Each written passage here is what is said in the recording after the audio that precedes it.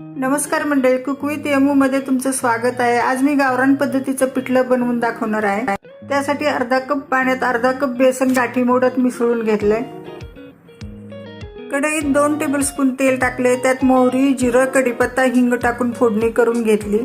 फोडणी थोडी हलवून घेतली की लगेचच एक मोठा कांदा बारीक चिरलेला टाकला।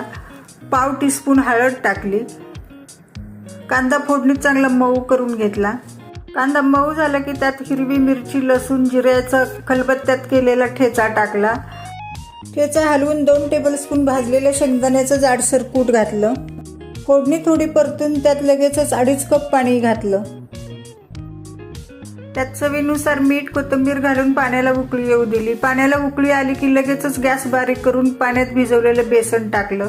बेसन चमच्याने फोडणीच्या पाण्यात मिसळून कढईवर झाकण ठेवून 5 मिनिटं शिजवून घेतल्यावर हे तयार झालं मस्त झणझणीत गावरान पिठलं।